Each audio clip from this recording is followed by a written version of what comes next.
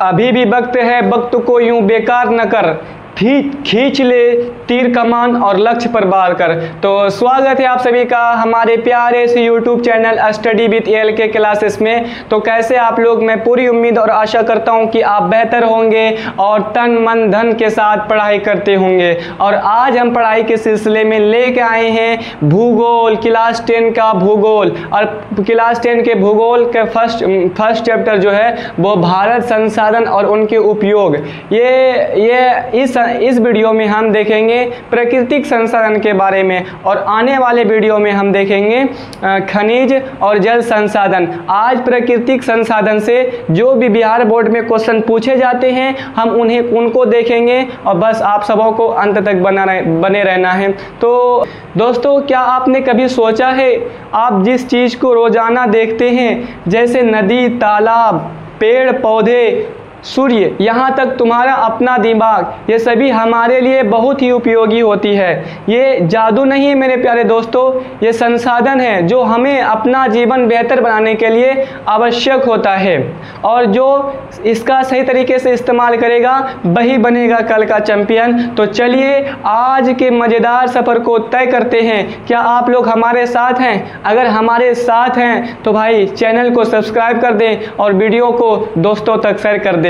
तो और जानेंगे हम जहां उन सभी अहमियत चीज़ों की राज को खोलेंगे। तो चलिए चलते हैं संसाधन। हम पहले जानते हैं संसाधन किसे कहते हैं। दोस्तों, पहले आप सबसे पहले जो उठते हैं तो आप सबसे पहले उठकर क्या करते हैं? हम तो सबसे पहले टूथब्रश करते हैं, तो ये भी संसाधन है एक। और उसके बाद मुंह धोने के लिए पानी का प्रयोग करते हैं, ये भी संसाधन है। उसके बाद हम खाना बनाने के लिए गैस या लकड़ी का प्रयोग करते हैं, ये भी एक संसाधन है मेरे प्यारे दोस्तों। तो इससे क्या प्रतीत होता है कि हमारा जीवन जो है वो संसाधन के सहारे चल रहा है, और संसाधन के सहारे चल रहा है। तो आज हम चलिए देखते हैं प्राकृतिक संसाधन। प्राकृतिक संसाधन किसे कहते हैं? आइए देखते हैं प्राकृतिक संसाधन। प्राकृतिक संसाधन उस प्रकार के संसाधन को कहा जाता है जिसकी प्राप्ति जो होती है वो हमें नेचर द्वारा, प्रकृति द्वारा दिया जाता है। हमें कुदरती तौर पर वो नसीब होता है। जैसे कि हमारा सबसे करीबी तारा सूर्य भी मेरे प्यारे दोस्तों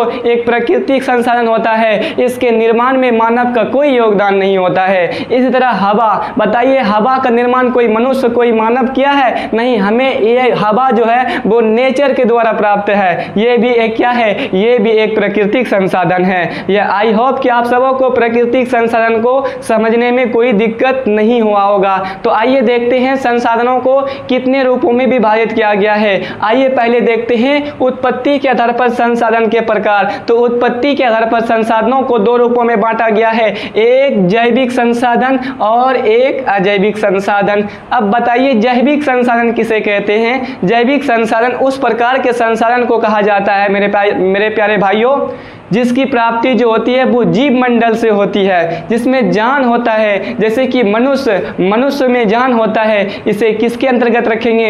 इसे जैविक संसाधन के अंतर्गत रखेंगे। इस तरह पेड़ पौधे, नदी, तालाब, ये कौन संसाधन होते हैं? सॉरी, नदी तालाब नहीं, पेड़ पौधे, ये किसके अंदर आ जाएगा? ये आ जाएगा जैविक संसाधन के अंतर्गत आ जाएगा। फिर अब देखते हैं दूसरा अजैविक संसाधन। अजैविक संसाधन उस प्रकार के संसाधन को कहा जाता है जो कि निर्मित वस्तुओं जो कि निर्मित होता है उनमें जान नहीं होता है। जैसे कि चट्टान में जान होता है तो चट्टान में भी जान नहीं होता है। तो ये भी क्या हो जाएगा? अनिर्मित संसाधन हो जाएगा, सॉरी अजीवित संसाधन आ जाएगा। इस तरह धातु भी क्या है? धातु भी एक अजैविक संसाधन है जिसमें जान नहीं होता है। तो मैं उम्मीद करता हूं कि उत्पत्ति के आधार पर संसाधन के जो दो प्रकार है, एक जैविक और अजैविक, समझ में आ गया होगा। जैविक जिसमें जान हो, जैविक जिसमें जान नहीं हो, अजैविक। तो अब देखते हैं हम संसाधन को अब देखते हैं संसाधन को हम कि समाप्यता के आधार पर संसाधन, तो समाप्यता के आधार पर संसाधनों को दो रूपों में बांटा गया है। एक हो जाता है आपका नवीकरणीय संसाधन, दूसरा एक हो जाता है अनवीकरणीय संसाधन, दूसरा हो जाता है अनवीकरणीय संसाधन। तो देखते हैं नवीकरणीय संसाधन किसे कहते हैं और अनवीकरणीय संसाधन किसे कहते हैं। तो नवीकरणीय संसाधन उस प्रकार के संसाधन को कहा जाता है जिसे एक बार उपयोग करने के बाद भी और बार भी अन्य बार भी उपयोग कर सकते हैं। जैसे कि आपका सौर ऊर्जा से हम रोजाना उससे विद्युत प्राप्त कर सकते हैं। सौर ऊर्जा पर मतलब सोलर पर सूर्य की किरणें पड़ेगा तो हम उससे करंट, उससे विद्युत धारा प्राप्त करते हैं। और ये किसी एक दिन का नहीं होता है बल्कि हम इसे रोजाना डेली बाय डेली इसे हम प्राप्त कर सकते हैं। इसी तरह बात करें हम पवन ऊर्जा भी ये होता है नवीकरणीय, जिसे कि एक बार उपयोग करने के बाद भी और प्रकार के अन्य बार भी उपयोग कर सकते हैं। ज्वारीय ऊर्जा, ये सभी किसके अंतर्गत आ जाते हैं, तो नवीकरणीय के अंतर्गत आ जाते हैं। सीधा क्वेश्चन पूछा जाता है कि बताइए पवन ऊर्जा किस प्रकार की ऊर्जा है, नवीकरणीय या अनवीकरणीय। नवीकरणीय होता है। इस तरह सौर ऊर्जा किस प्रकार का ऊर्जा होती है, नवीकरणीय या अनवीकरणीय, तो नवीकरणीय होता है। अब देखते हैं अनवीकरणीय संसाधन किसे कहते हैं। अनवीकरणीय संसाधन उस प्रकार को संसाधन को कहते हैं जो एक बार उपयोग करने के बाद दोबारा हम उपयोग नहीं करते हैं, वे समाप्त हो जाता है। जैसे कि कोयला, अब कोयला हम लाते हैं, अब उससे एक बार उपयोग करते हैं और उसके बाद दोबारा उपयोग ही नहीं कर पाते हैं, तो ये किसके अंतर्गत आ जाएगा, तो ये हो जाएगा अनवीकरणीय। अब कोयला जलाएं, खाना बनाएं और उसके बाद वो तो राख बन गया। अब क्या राख से हम दूसरा बार खाना बना सकते हैं, नहीं बनेगा खाना, वो तो राख हो चुका है। इसी तरह पेट्रोल को हम एक बार उपयोग कर सकते हैं, क्या फिर वही पेट्रोल को दोबारा उपयोग कर सकते हैं। अब 1 लीटर पेट्रोल भरवाएं बाइक में, अब वो जो है कुछ किलोमीटर चला उसके बाद समाप्त हो गया, इससे समाप्त हो जाता है ये अनवीकरणीय के अंतर्गत है। अब देखते हैं मतलब समाप्यता स्वामित्व के आधार पर संसाधनों को 4 भागों में बांटा गया है। कितने भागों में, तो 4 भागों में। एक हो जाता है व्यक्तिगत संसाधन, एक हो जाता है सामुदायिक संसाधन, एक हो जाता है राष्ट्रीय संसाधन, एक हो जाता है अंतर्राष्ट्रीय संसाधन। ऐसे क्वेश्चन पूछा जाता है एग्जाम में कि स्वामित्व के आधार पर संसाधनों का वर्णन करें, ये कितने प्रकार के होते हैं, और बस आप लोगों को सुनना है और आराम से एकदम आंसर को डालना है। इसमें कोई समझने की बात है, बस सीधा सो बात है। क्या व्यक्तिगत संसाधन किसे कहते हैं, या फिर सामुदायिक संसाधन किसे कहते हैं, या फिर राष्ट्रीय संसाधन किसे कहते हैं, अंतर्राष्ट्रीय, बस चुटकी में निकलेगा। क्या निकलेगा, चुटकी में निकलेगा। बस देखिए आप लोग, बस आप लोगों को देखना है और सुनना और समझना है और कॉपी में इसको उतारना है, बस काम हो जाएगा। और ये व्यक्तिगत संसाधन उस प्रकार के संसाधन को कहा जाता है जिसमें किसी एक निजी व्यक्तियों का अपना अधिकार होता है, उसमें एक व्यक्ति का अधिकार होता है, उसे व्यक्तिगत संसाधन कहते हैं। जैसे कि आपका अपना मोबाइल भी एक व्यक्तिगत संसाधन है, क्योंकि ये किसी एक व्यक्तियों का होता है। अब बात करें आपका अपना घर, ये भी एक व्यक्तिगत संसाधन होता है, जो कि किसी एक व्यक्ति का अधिकार हो, उसे हम कहते हैं व्यक्तिगत संसाधन। अब देखते हैं दूसरा हो जाता है सामुदायिक संसाधन। यह किसी एक व्यक्ति का ना होकर बल्कि पूरे समाज, पूरे मोहल्ले या फिर पूरे समुदाय का होता है, उसे हम सामुदायिक संसाधन कहते हैं। जैसे कि आपके अपने गांव में मंदिर है, क्या एक मंदिर में एक ही व्यक्ति या एक ही इंसान जाता है पूजा करने के लिए? नहीं, यहाँ इस मंदिर में गांव मोहल्ले के या सब पूरे समुदाय के लोग जाते हैं पूजा करने के लिए।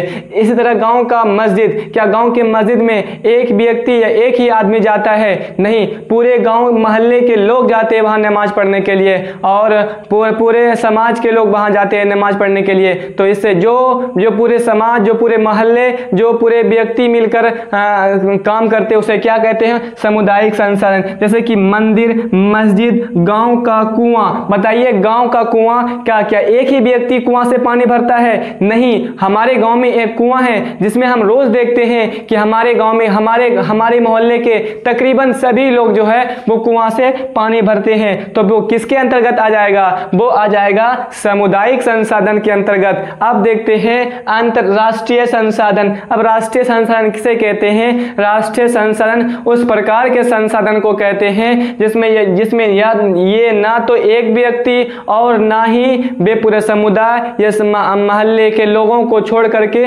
बल्कि पूरे देशों के लोगों के होता है। जैसे कि बात करें रेलवे लाइन में क्या किसी एक व्यक्ति या फिर एक मोहल्ले के लोग ही सफ़र करते रेल में? नहीं, पूरे देश के लोग जो होते हैं वो रेलवे में सफ़र करते हैं।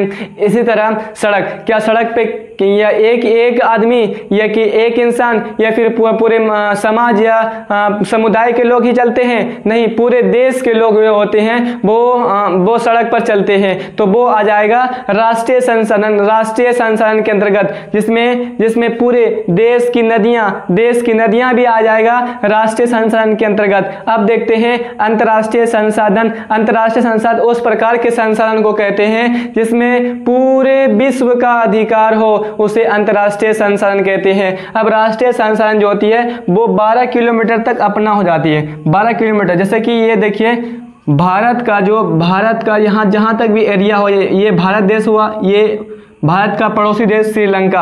अब यहाँ से भारत का जहाँ तक भी 12 किलोमीटर पुरेगा वो हो जाएगा राष्ट्रीय।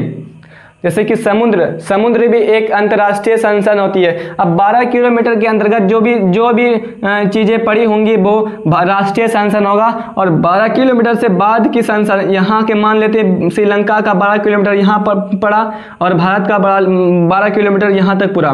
तो ये बीच वाला जो संसाधन होगा वो पूरे देश का अधिकार इस पर होगा, ना कि ये भारत का होगा और ना ही ये श्रीलंका। मतलब ये राष्ट्रीय ना होकर पूरे देश में अधिकार, जैसे बड़े बड़े महासागर में पूरे अंतर्राष्ट्रीय संसाधन होते हैं। मैं पूरी उम्मीद करता हूं कि आप सबों को स्वामित्व के आधार पर भी संसाधन को समझ में आ गया होगा। एक व्यक्तिगत, जिसमें एक व्यक्ति का होता है, सामुदायिक या पूरे गांव मोहल्ले या समाज का होता है सामुदायिक संसाधन कहते हैं। राष्ट्रीय जिसमें पूरे देश का हो उसे राष्ट्रीय संसाधन कहते हैं। बताइए अंतर्राष्ट्रीय जो पूरे विश्व का हो उसे अंतर्राष्ट्रीय संसाधन कहते हैं। जैसे कि बात करें हम आसमान में जो हवाई जहाज चलते हैं या फिर हवाई जहाज चलते, क्या वे सिर्फ भारत का ही होते हैं? नहीं, ये पूरे विश्व का भी हो सकता है हवाई जहाज। तो क्या हम रोक दें कि हाँ हमारे भारत में हमारा आसमान है? नहीं, ये पूरे विश्व का है। तो इसे हम कहेंगे अंतर्राष्ट्रीय संसाधन।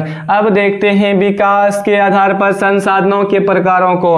विकास के आधार पर संसाधन के प्रकार, एक है संभावी संसाधन, दूसरा है विकसित संसाधन और तीसरा है भंडार संसाधन और चौथा है संचित कोष संसाधन। आइए देखते हैं कि संभावी संसाधन किसे कहते हैं। तो संभावी संसाधन उस प्रकार के संसाधन को कहते हैं जिससे कि ये किसी प्रदेश में होता है परंतु इसका उपयोग नहीं कर पाते हैं। अब ये हम जानते हैं कि हाँ इसे बस एक संभावना वाली बात होती है कि हाँ वहाँ हो जाएगा, वहाँ होगा। अब हम ये नहीं जानते कि वहाँ होगा और हम ना ही उसका उपयोग कर पाते हैं, तो उसका क्या हो जाएगा? ये संभावी। जैसे गुजरात में पवन ऊर्जा, सौर ऊर्जा, गुजरात में पवन ऊर्जा हम वहाँ संभावना कर पाते हैं कि गुजरात में पवन ऊर्जा की संभावना है, वहाँ से हम ऊर्जा प्राप्त कर सकते हैं, लेकिन हम उसका उपयोग नहीं करते हैं। तो इसे संभावी संसाधन कहते हैं। अब विकसित संसाधन किसे कहते हैं? विकसित संसाधन उस प्रकार के संसाधन को कहते हैं जिसका हमने खोज भी कर लिया है और उसका उपयोग भी करते हैं। जैसे कि कोयला हम जानते हैं, कोयला जो है वो झारखंड के धनबाद क्षेत्र से हम कोयला को वहां से प्राप्त कर देते हैं और उसका हम जो है खाने बनाने के ईंधन के रूप में कोयले का इस्तेमाल करते हैं। तो ये कोयला का हमने इसका खोज भी कर लिया है और इसका उपयोग भी कर रहे हैं। इसी तरह कृषि का भी हमने आज के दौर में कृषि का आधुनिकीकरण के रूप से हम कृषि करते हैं, तो ये भी इसका भी खोज कर लिए हैं और इससे हम अनाजों का उत्पादन भी करते हैं, तो ये आ जाएगा विकसित संसाधन के अंतर्गत। इस तरह पेट्रोल भी हम पेट्रोल की भी खोज कर लिए हैं और उसका उपयोग भी कर रहे हैं। तो विकसित किसे कहते हैं? वैसे संसाधन जिससे खोज भी लिया गया है और उसका उपयोग भी कर रहे हैं, तो ये विकसित आ जाएगा। अब देखते हैं भंडार संसाधन। भंडार संसाधन उस प्रकार के संसाधन को कहते हैं, ऐसा हमें मालूम होता है कि हम ऐसे संसाधन को हम देख भी लेते हैं और हमें पूरी तरह से पता है कि वहाँ संसाधन मौजूद ही है, परंतु उसका हम उपयोग नहीं कर पाते हैं। जैसे कि हमें पता है कि समुद्र के अंदर समुद्र का खारा पानी, भंडारण संसाधन उस प्रकार के संसाधन को कहते हैं जिसमें हमें तो पता रहता है कि हाँ ये इससे भंडारित है, बहुत चीज़ों में उपयोग है, लेकिन हम उसका उपयोग नहीं कर पाते हैं, वे भंडारण के रूप में है। जैसे कि समुद्र का खारा पानी, हम जानते हैं कि समुद्र का खारा पानी है कि अब हमारे लिए उतना तकनीकी विज्ञान भी नहीं है या फिर उसके लिए हमें पूंजी भी नहीं है जो कि हम उन खारे पानी को मीठे पानी के रूप में परिवर्तित कर सके। अब कर भी सकते हैं तो वो बहुत महंगा पड़ जाएगा। तो हम जानते हैं हमारे पास भंडारण है, परंतु हम उसका उपयोग नहीं कर पा रहे हैं, तो उसे हम भंडारण संसाधन कहते हैं। अब हमारे गाँव में हम अपने घर में एक तिजोरी में बहुत सारे रुपए को इकट्ठा कर लिए हैं और उन रुपये को एकदम ताले में मतलब पेटी में बंद कर दिए हैं और वो चाबी गुम हो गया है। हम तो उसका भंडारण कर लिए हैं, अब चाबी गुम हो गया है, हम उसे क्या जरूरत पड़ने पर उसका उपयोग कर सकते हैं? उपयोग ही नहीं होगा। तो इसी को कहते हैं भंडारण संसाधन, जो भंडारण के रूप में उपस्थित है लेकिन हम उसका उपयोग नहीं कर पा रहे हैं, इसी को कहते हैं भंडारण संसाधन। जैसे कि गहरे समुद्र, इसमें पानी हो जाता है। अब देखते हैं संचित को संसाधन उस प्रकार के संसाधन को। तो यहाँ तक समझ में आ रहा है? अगर भाई समझ में आ रहा है तो प्यारा से एक दिल भेज दें और भी ये भी बताएं कि अगर वीडियो समझ में आ रहा है तो अगला टॉपिक किस पर वीडियो आना चाहिए। थोड़ा आप लोग छोटे यूट्यूबर को भी सपोर्ट किया कीजिए और थोड़ा हौसला बढ़ाइए। आपका हर एक सब्सक्राइब, हर एक लाइक हमें अगला वीडियो बनाने में मोटिवेट करता है। तो बस आप लोग ज़्यादा से ज़्यादा वीडियो को शेयर करें और सब्सक्राइब भी कर दें।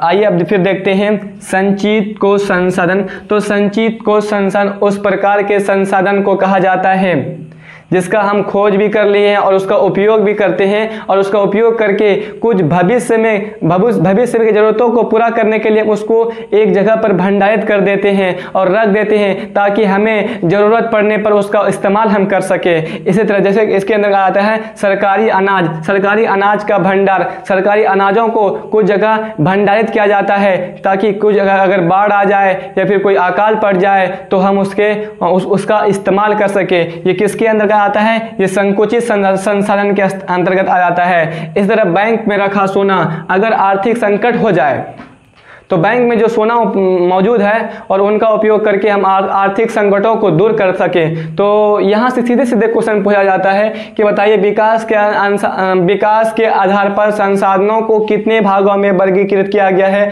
बस आप सबों को संभावित संसाधन लिखना है, विकासित संसाधन लिखना है और भंडारित संसाधन लिखना है और संचित को संसाधन लिखना है और इनकी परिभाषाओं को भी लिख लेना है कि संभावित किसे कहते हैं? जो किसी प्रदेश में है परंतु उसकी संभावना है और उसका उपयोग नहीं कर पाते हैं। अब विकसित वैसे संसाधन जिसे हम खोज भी लिए हैं और उसका उपयोग भी कर रहे हैं। अब बता भंडारण संसाधन जिसका हमें पता है बहुत भंडारण के रूप में परंतु हम उसका उपयोग खोज तो कर लिए लेकिन उसका उपयोग नहीं कर पा रहे हैं। अब संचित को संसाधन किसे कहते हैं? ऐसे संसाधन होते हैं जिसे हम खोज भी लिए हैं और उसे उपयोग भी कर लिए हैं और भविष्य की जरूरतों को पूरा करने के लिए उसे भंडारित भी कर रहे हैं, तो इसे संचित को संसाधन कहते हैं। तो मैं पूरी उम्मीद करता हूं कि आप सबों को जितने भी चीज़ बताया है मेरे हिसाब से आप सबों को समझ में आ गया होगा। तो